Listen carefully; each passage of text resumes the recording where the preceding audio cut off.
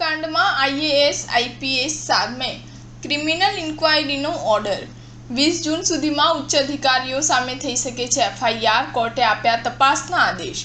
25 મે 2024ના રોજ સૌરાષ્ટ્રનું પાટનગર કહેવાતા રંગીલા રાજકોટમાં ટીઆરપી ગેમ ઝોનના વિકરાળ આગ લાગતા 27 લોકો ભસ્મ થઈ ગયા હતા। જોકે સમગ્ર ઘટનામાં 8 શખ્સ સામે એફઆઈઆર થઈ છે, જેમાંથી 5 શખ્સની ધરપકડ થઈ છે અને એકનું મૃત્યુ નિપજ્યું છે।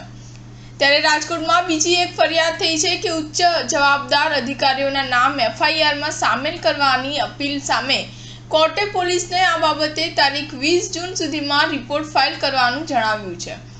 એવી શક્યતાઓ છે કે રિપોર્ટમાં ઉચ્ચ અધિકારીઓ સામે જેમનું ફરિયાદમાં નામ નથી તેઓનો રેલો પણ આવી શકે છે। વિનેશ છાયા નામના વકીલ દ્વારા કરવામાં આવેલી આ પિટિશન રાજકોટમાં ઘટના સમયે આઈએએસ અને આઈપીએસ ઓફિસર્સ પોસ્ટ પર હતા, તેની સામે પણ પગલાં લેવા માટે માંગ કરવામાં આવી હતી।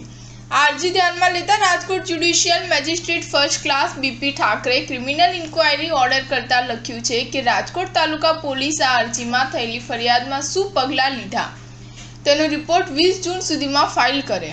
કોર્ટના ઓર્ડર પ્રમાણે પોલીસે જ્યારે એફઆઈઆર ફાઇલ કરી છે ત્યારે તે વકીલ પછી કોર્ટમાં અરજી દાખલ કરી હતી, તો અત્યારે એક જ કેસ માટે 2 એફઆઈઆર દાખલ ના થઈ શકે, પણ અરજીમાં 2 નામ આપ્યા છે, તેમની સામેનો સ્ટેટસ રિપોર્ટ ફાઇલ કરવા કોર્ટે 20 જૂન સુધીનો સમય આપ્યો છે। આ ઓર્ડરના અમલમાં પોલીસે રાજકોટ કોર્પોરેશનના અધિકારીઓ જેમ કેબી ઠેબા, ગૌતમ જોશી, જેના નામે પોલીસે કરેલી એફઆઈઆરમાં ન હતા, જેથી તેમની સામે પણ રેલો આવી શકે છે।